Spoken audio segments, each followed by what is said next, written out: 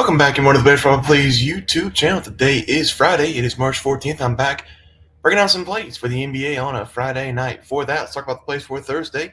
Lakers get their ass kicked by the Bucks. We tried to go with Alex Lynn. Reggie Miller. Shout out Reggie Miller, keeping it honest, keeping it real. Alex Lynn is not guarding anybody. He's not defending. He's not scoring. Why is he on the floor? Go small if you're the Lakers. JJ Redick never went small. Horrible coaching.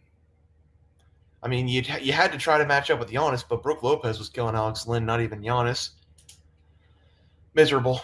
Miserable by the Lakers there. Don't connect, plays 14 minutes and then plays garbage time. He's your second best player, third best player. I'm not going to disrespect Austin Reeves like that. He's your third best player coming off the bench getting 14 minutes in the game. That's ridiculous. I know that you tried to trade him, but now that you have him, you might as well use him.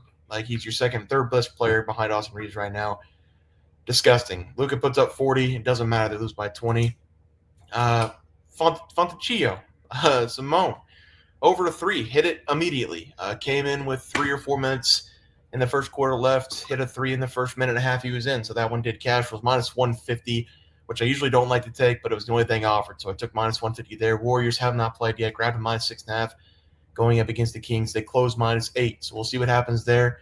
It is 9:07, so they are about to tip off. Hopefully, we can go 2-2 on the day, and I'm going to attack the Lakers immediately.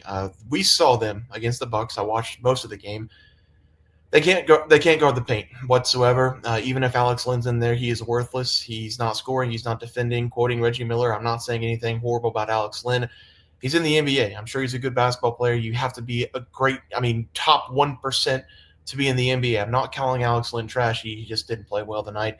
And, there's probably a reason he wasn't on any NBA team, and the Lakers went out and got him.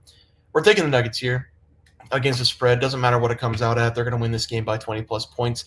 It's a really bad spot for the Lakers. Coming off a back-to-back. Still no LeBron. Still no Rui. Jared Vanderbilt still banged up. You're going to have Luka. You're going to have Reeves. Maybe they play Dalton Connect the entire game like they did the first time without LeBron James, which is what they should do because they were a lot more competitive in that game.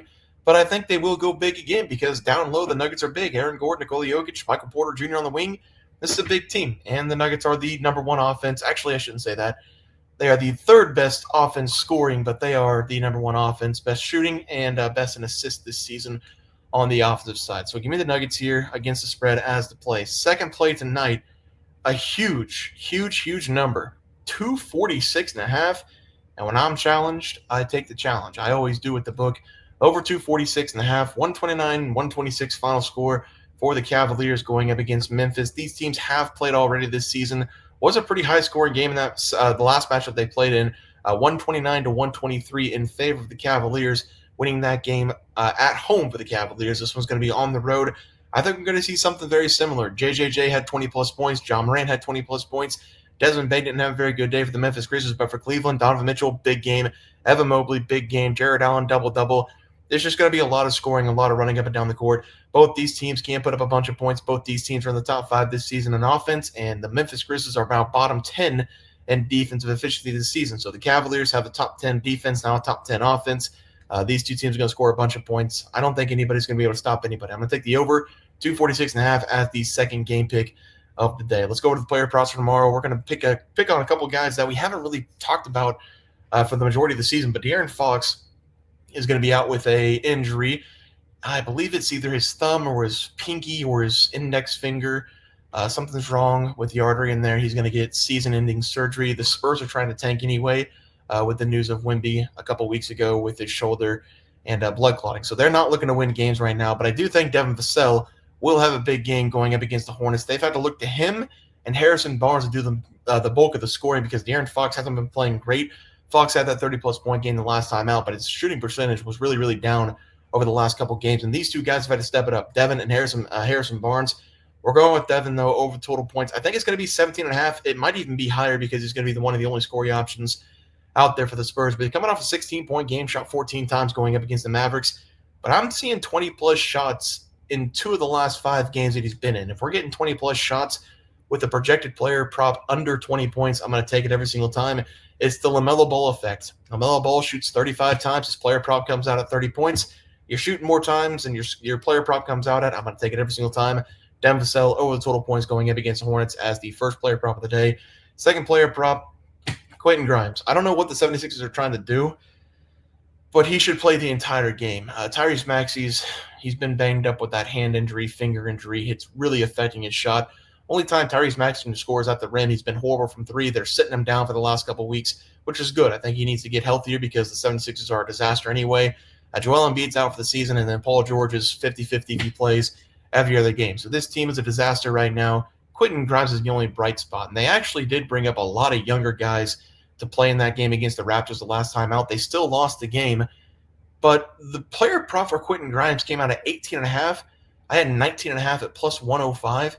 He scored 29 points in the game, had 17 in the first half. There is no reason not to take the 20.5 if it comes out at 19.5 once again. I think I'm going to get a little bit of a bump going up against the Pacers, and I do think Quentin Grimes will once again play 30-plus minutes, shoot 20-plus times, score 25-plus points. We've seen that now in 3 consecutive games. He scored 30-plus points in 2 of the last 5 games. He's got a 40-point game going up against the Warriors on March 1st. This guy's he's just wheeling and dealing. He's making shots.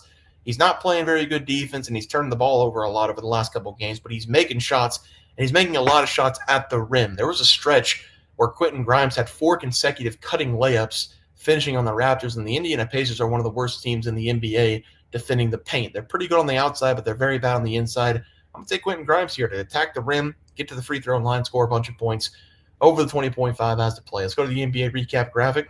We are going to take the Nuggets against the spread going up against the Lakers. Bad spot for the Lakers. If Alex Len plays again, this is going to be a 40-point game.